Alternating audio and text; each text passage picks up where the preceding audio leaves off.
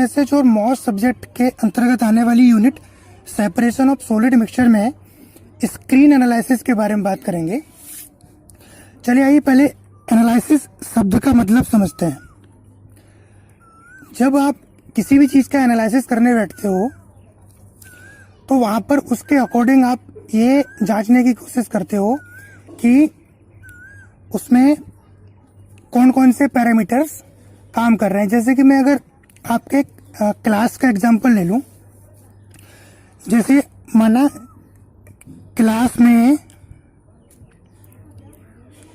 50 students हैं,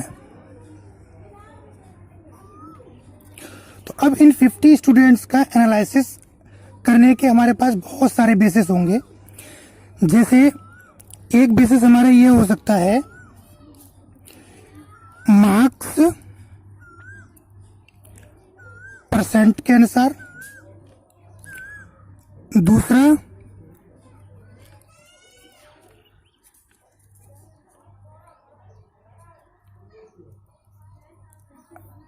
students की height के अनुसार, तीसरा स्टूडेंट के वेट के अनुसार। तो ऐसे बहुत सारे पैरामीटर्स होंगे जिनके बेस पर हम एनालिसिस कर सकते हैं। वहां से आप एक चार्ट बना सकते हो, डाटा बना सकते हो कि 50 स्टूडेंट की क्लास में कितने परसेंट बच्चे ऐसे हैं जिनके मार्क्स 80% से ऊपर हैं, कितने ऐसे हैं जो 70% से ऊपर हैं। और अगर हाइट के अनुसार देखें तो ये देख सकते हैं आप कितने ऐसे हैं जो 170 सेंटीमीटर से ऊपर हैं, कितने ऐसे हैं जो 170 सेंटीमीटर से नीचे हैं। ऐसे ही वेट के अनुसार भी कर सकते हो आप। ठीक है, तो इसी कंसेप्ट का यूज करते हुए हम स्क्रीन एनालिसिस के बारे में थोड़ा सा समझने की कोशिश करेंगे। एक्चुअल में स्क्रीन के बारे में बहुत सारी बात हो चुकी है, तो अभी हम क्या करेंगे, जो पहले से हम जो स्क्रीन लेते हुए आए हैं, जैसे कि लेट सपोज हमारे पास स्क्रीन है ये, ठीक है। तो अब स्क्रीन में आप क्या कर रहे हो, फीड मिक्सचर दे रहे हो, और यही फीड मिक्सचर ओवर साइज और अंडर साइज मटेरियल में सेपरेट भी हो रहा है। ठीक है, तो अब हमारे पास स्क्रीन एनालिसिस करने के बेसिस कौन कौन से हो गए। पहली चीज तो ये कि हम पार्टिकल साइज के आधार पर कर लें, और दूसरा पैरामीटर हो सकता है स्क्रीन के मैस साइज के आधार पर। ठीक है, जो भी सोल्ड मिक्सचर आपने डाला हुआ है स्क्रीन में, उसका आपको साइज अननोन है, लेकिन हमारे पास अगर स्क्रीन ओपनिंग और स्क्रीन मैश साइज के बारे में हमें पता है, तो उसके अकॉर्डिंग हम फीड मिक्सचर को एनालिसिस कर सकते हैं कि उसका पार्टिकल साइज क्या होगा, क्योंकि हमें स्क्रीन का मैश साइज पता है। ठीक है, तो इसी आधार को हम आगे बढ़ाते हुए जो स्क्रीन एनालिसिस के लिए हम स्क्रीन यूज करते हैं जो कि स्टैंडर्ड होती हैं। ठीक है, तो वो हमारे पास दो टाइप की स्क्रीन होती हैं, स्टैंडर्ड स्क्रीन्स। ठीक है, पहली होती है टाइलर स्क्रीन, ठीक, और दूसरी होती है यूएस शीव सीरीज। ठीक है, ये दो स्टैंडर्ड स्क्रीन्स को यूज किया जाता है किसके लिए, फॉर एनालिसिस। ठीक है, और इन्हीं दो स्टैंडर्ड स्क्रीन को हम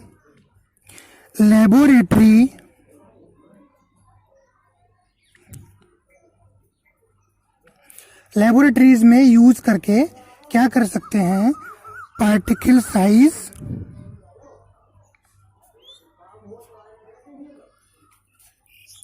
मेजरमेंट कर सकते हैं। ठीक है, तो इन दोनों स्टैंडर्ड सीरीज के स्क्रीन्स के बारे में थोड़ा थोड़ा जान लेते हैं। जैसे कि ये जो आपकी टाइलर स्क्रीन है, ये जो टाइलर स्क्रीन है ये 200 मैच साइज की होती है, 200 मैच साइज की होती है। और इसमें जो वायर डायमीटर होता है वो होता है 0.0053 mm या 0.0021 इंच। ठीक है, और जो स्क्रीन ओपनिंग होती है, मतलब जो छेद होता है, उसका साइज कितना रहता है, उसका साइज होता है 0.074 mm। ठीक है, ये हमारी टाइलर स्क्रीन हो गई। ऐसे ही अगर यूएस शीप की बात करें तो ये क्या होती है, 200 मैच साइज से 400 मैच साइज तक होती है। ठीक है, तो ये थोड़ी सी इंफॉर्मेशन थी स्टैंडर्ड स्क्रीन के बारे में। ठीक है, और इन्हीं दोनों स्क्रीन्स को हम जो साइज रिडक्शन मशीन होती है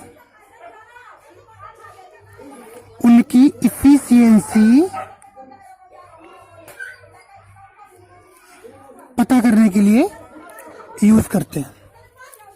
ठीक है, अच्छा अब हम क्या करते हैं, जो यूएस शीप सीरीज है, स्टैंडर्ड सीरीज है, ठीक है, इसके हम डिफरेंट मैच साइज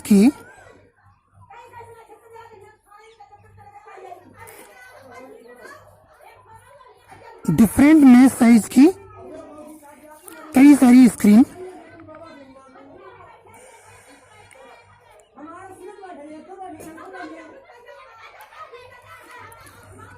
सीरीज में जोड़ लेते हैं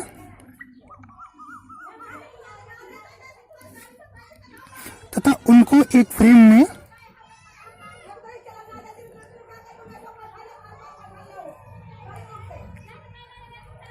एडजस्ट कर लेते हैं।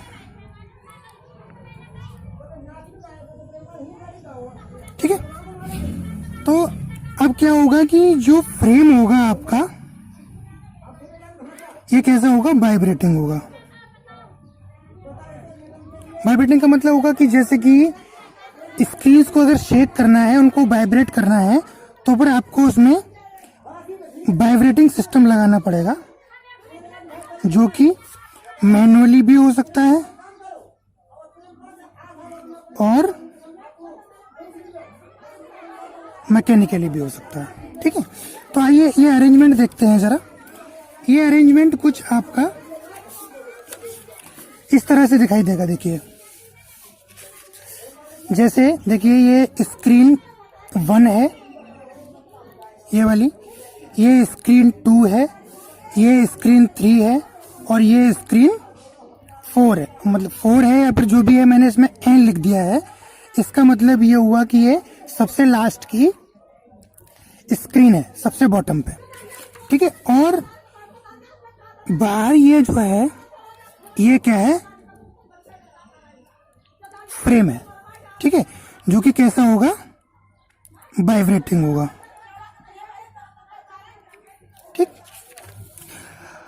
जो ये जो सीरीज आपने बनाई है back to back, screen first, screen 2, screen 3 and screen n, ये कैसे एडजस्ट की जाएगी? According to the mesh size arrange करते चले जाएंगे। मतलब जो कोर्सर मटेरियल होगा, मतलब बड़ा मटेरियल होगा, ठीक है, वो इस वाली स्क्रीन पर रुकेगा।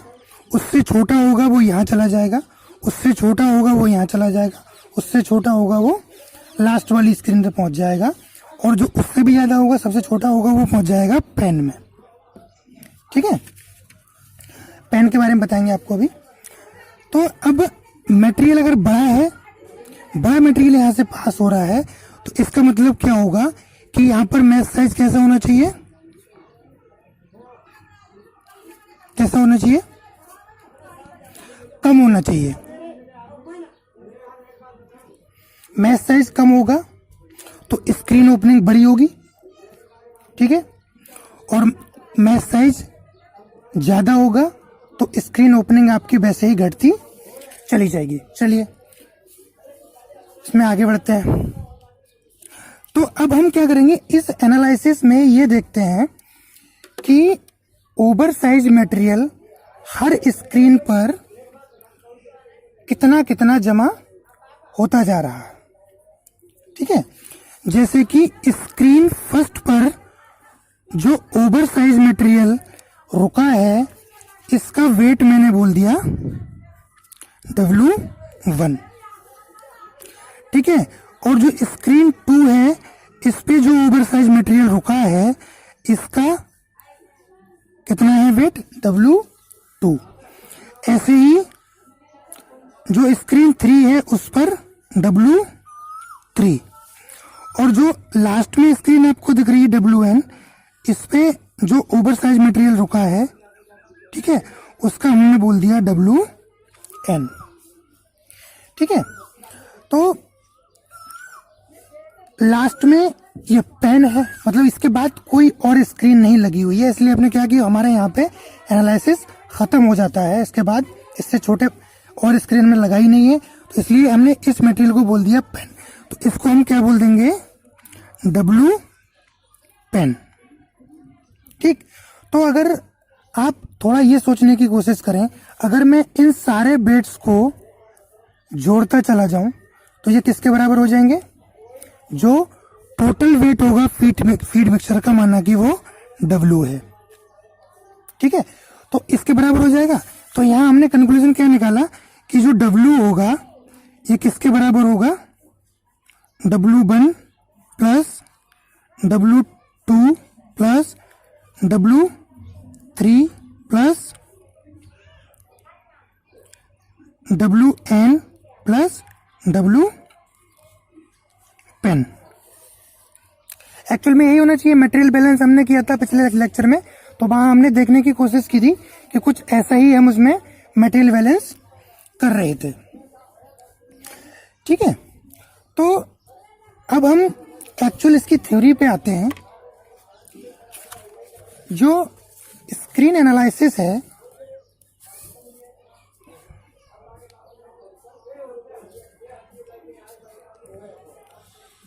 ये दो टाइप से किया जाता है।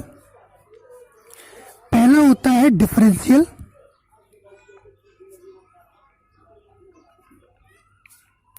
एनालिसिस, और दूसरा होता है क्यूमुलेटिव।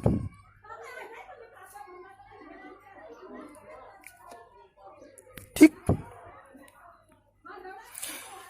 दो टाइप से करते हैं।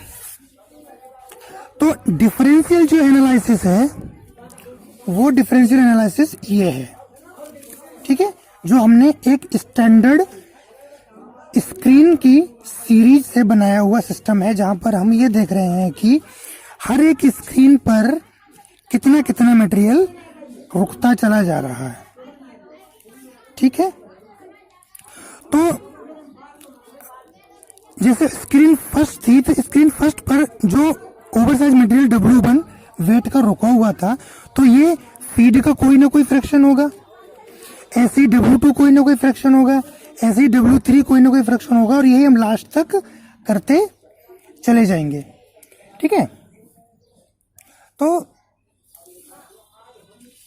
हम क्या कह रहे हैं कि ये जो मटेरियल है, फीड मिक्सचर है, इसको डिफरेंट स्क्रीन में सेपरेट करते जा रहे हैं। तो आपको एक डिफरेंस पैदा हो रहा है, डिफरेंस मिल रहा है आपको, तो वही एनालिसिस क्या कहलाता है आपका, डिफरेंशियल एनालिसिस। ठीक है, क्या कहलाता है, डिफरेंशियल एनालिसिस। ठीक है, तो अगर हम इसको अगर टेबल फॉर्म में बनाने की कोशिश करें इसकी, डिफरेंशियल एनालिसिस। ठीक है, तो हम क्या करेंगे, एक टेबल बनाएंगे।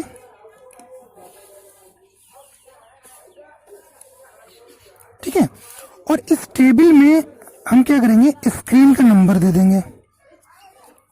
जैसे माना ये स्क्रीन नंबर है, तो screen number first, screen number 2, screen number 3 और स्क्रीन नंबर n। ठीक है, और लास्ट में आपका क्या आएगा, पेन। ठीक है, तो स्क्रीन फर्स्ट पर जो वेट आपका रुका था वो कितना था, W1 यहां लिख देते हैं। वेट किसका होगा, ये ओवर साइज का होगा। ठीक है, ऐसे ही इस पर W2 था, इस पर W3 था, और यहां पर था WN, और लास्ट में ये क्या था, W पेन। ठीक, हमने क्या किया था कि जो फीड मटेरियल था इसका वेट कितना माना था, F। ठीक है, अब मैं ये देखूं कि फीड मिक्सचर का कितना फ्रैक्शन स्क्रीन वन पर रुका, तो मुझे क्या करना पड़ेगा, टोटल फीड के वेट से स्क्रीन वन पर रुके हुए मटेरियल को मैं के वेट को डिवाइड कर दूं। इसका मतलब होगा W1 डिवाइड बाई W, क्योंकि फीड का कितना वेट था, W था।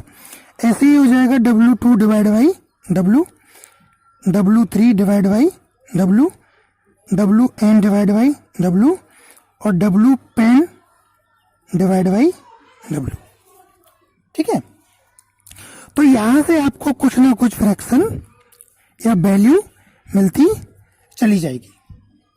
ठीक है, तो इसको हमने मान लिया, माना कि ये कितना निकला, 5, मान लिया डेल्टा 5 था ये, और ये था डेल्टा 5 2, और ये था डेल्टा 5 3, और ये डेल्टा 5 n, और ये delta 5 pen.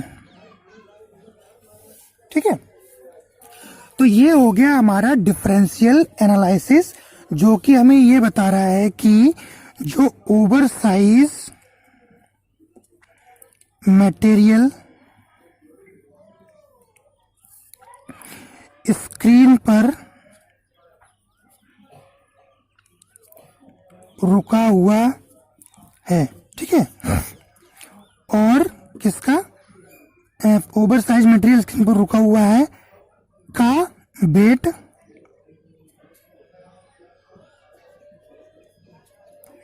And feed material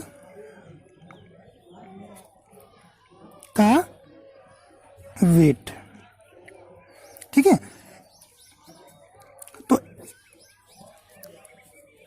का रेशियो, अनुपात। ठीक है, यही फ्रैक्शन हो जाएगा। क्या हो जाएगा, फ्रैक्शन। क्या हो जाएगा, मतलब क्या था कि ओवर साइज मटेरियल का वेट, ठीक है, और यहां पर फीड मटेरियल का वेट।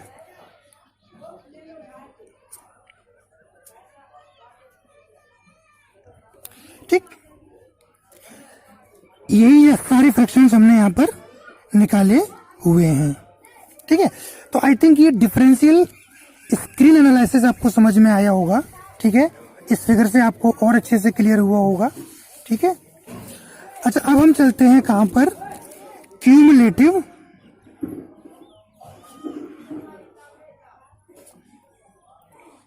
स्क्रीन एनालिसिस में। ठीक है, एक्चुअल में क्यूमुलेटिव स्क्रीन एनालिसिस जो होता है, इसमें देखिए क्यूमुलेटिव का मतलब होता है कि एक साथ हम नंबर 1 से शुरू करें और जैसे जैसे नंबर बढ़ता चला जाएगा तो पिछली वैल्यू को हम ऐड करते हुए चले जाएंगे। ठीक है, ऐड करते हुए चले जाएंगे। इसका मतलब क्या होगा कि जैसे कि स्क्रीन 1 पे जो फ्रैक्शन था, जब स्क्रीन 2 पे जाएंगे तो अब हमारे पास स्क्रीन 1 और स्क्रीन 2 का फ्रैक्शन ऐड हो जाएगा। तीसरे में आएंगे तो क्या होगा, अब जो स्क्रीन 2 तक टोटल फ्रैक्शन था अब वो W3 में जुड़ जाएगा। ऐसे ही WN पे जाएंगे तो अब ऊपर से जुड़ते हुए सारे फ्रैक्शंस क्या होंगे, इस स्क्रीन पे आके जुड़ जाएंगे। ठीक है, और उसी में हम लास्ट में W पेन भी, मतलब उसका पेन का जो फ्रैक्शन है वो भी हम इसमें ऐड कर देंगे। ठीक है, तो इसको बोलते हैं क्यूमुलेटिव एनालिसिस। ठीक है, स्क्रीन फर्स्ट से स्टार्ट करिए और बिल्कुल लास्ट स्क्रीन तक आप चले जाइए। ठीक है, तो जो क्यूमुलेटिव डिफरेंशियल एनालिसिस है ये कहां से मिलता है आपको,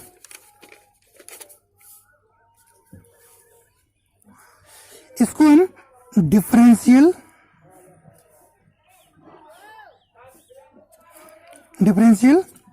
एनालिसिस से प्राप्त करते हैं। ठीक है, पहले क्यूमुलेटिव एनालिसिस करने के लिए आपको क्या करना पड़ेगा, पहले डिफरेंशियल एनालिसिस करना पड़ेगा। ठीक है, और तरीका मैंने आपको बता दिया। क्या किया कि स्क्रीन फर्स्ट से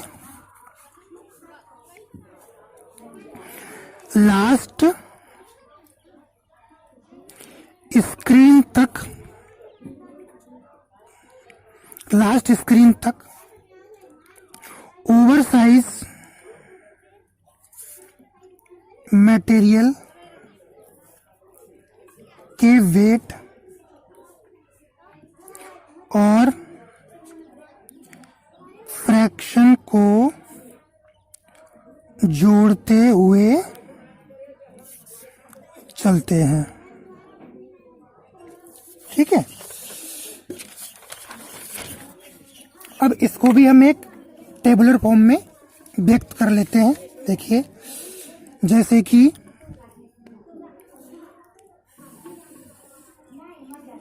हमने पहले लिखा स्क्रीन नंबर। ठीक है, उसके बाद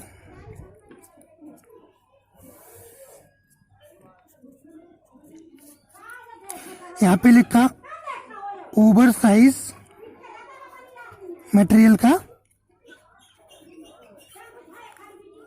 वेट, और यहां लिखा हमने फ्रैक्शन। ठीक, तो screen 1, screen 2, screen 3, screen 4, screen N जितनी भी चलती जा रही हैं और लास्ट में पेन। ठीक है, तो अब इसका वेट हमने क्या माना था, W1, इसका W2, इसका W3, इसका W4 और ये WN और ये W पेन। ठीक है, फ्रैक्शन मैंने बताया था आपको कैसे निकालते हैं कि टोटल फीड के वेट से हर एक स्क्रीन पर जो वेट है उसको आप क्या करना है, डिवाइड करना है। ठीक है, तो W1/W क्या मिला आपको, डेल्टा फाई 1। ठीक है, अब देखिए, अब जब आप अगली स्क्रीन पर जाएंगे तो क्या करेंगे, डेल्टा फाई 1 को हम जोड़ लेंगे। मतलब अब ये क्या आएगा आपका W2/W, यहाँ पर आएगा क्या, आना चाहिए डेल्टा फाई 2 आना चाहिए। लेकिन हम इसमें करेंगे क्या, इस स्क्रीन तक एनालिसिस करेंगे तो delta phi 1 plus delta phi 2 तक ये आ जाएगा। ठीक है, ऐसे ही स्क्रीन 3 के लिए करेंगे तो W3 डिवाइड बाई W क्या आएगा, माना कि ये आ गया डेल्टा फाई 3। अब यहाँ तक टोटल फ्रैक्शन कितना बनेगा, delta phi 1 plus delta phi 2 plus delta phi 3। ठीक, ऐसे ही जब आप डब्ल्यू एन पर जाएंगे तो W N divide by W, ये मिलेगा आपको डेल्टा फाई एन, और यहां तक का आपका एनालिसिस क्या बनेगा, delta phi 1 plus delta phi 2 plus delta phi 3 plus and so on plus delta phi N. ठीक, पेन तक पहुंचेंगे तो इसमें जो इसका जो फ्रैक्शन है वो भी इसमें ऐड कर देंगे, मतलब अब आपको क्या मिलेगा, delta phi 1 plus delta phi 2 plus delta phi 3 and so on delta phi N plus delta phi pen. ठीक, तो ये हमारा क्या हुआ, क्यूमुलेटिव एनालिसिस था, जो एक स्क्रीन से लास्ट स्क्रीन तक हम जा रहे हैं और सारे के सारे फ्रैक्शंस को हम ऐड करते हुए जा रहे हैं। ठीक है, अब जो टोटल फ्रैक्शन निकलेगा आपका, ठीक, वो क्या निकलेगा, फाई बराबर delta phi 1 plus delta phi 2 plus delta phi 3 plus and so on delta phi N plus delta phi pen. ठीक है, इस तरह से वैल्यू आपको ये मिलती चली जाएंगी और लास्ट में आपको टोटल फ्रैक्शन मिल जाएगा। ठीक है, तो ये स्क्रीन एनालिसिस आई थिंक आपको समझ में आया होगा। और एक बात और भी है, ये जो क्या जी जो आपका क्यूमुलेटिव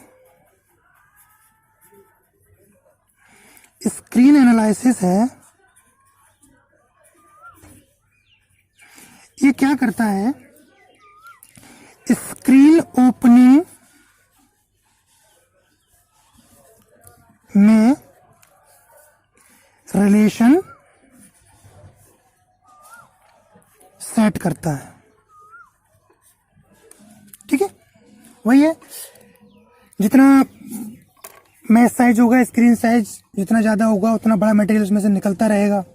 ठीक है, और जितना छोटा होगा उतना ही छोटा मटेरियल उसमें से जाएगा। तो कहीं ना कहीं एक रिलेशन बनता है किसमें से, स्क्रीन ओपनिंग में और जो क्यूमुलेटिव स्क्रीन एनालिसिस है उसमें।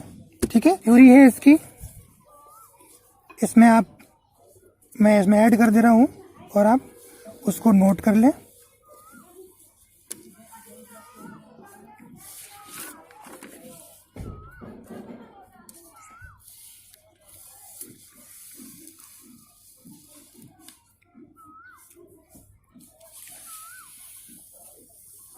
ठीक है, ये सारी थ्योरी हो गई, इसको नोट कर लें, अच्छे से पढ़ाई करें, खुश रहें, आबाद रहें। आज के लेक्चर में इतना ही, मिलते हैं अब हम नेक्स्ट लेक्चर में, तब तक के लिए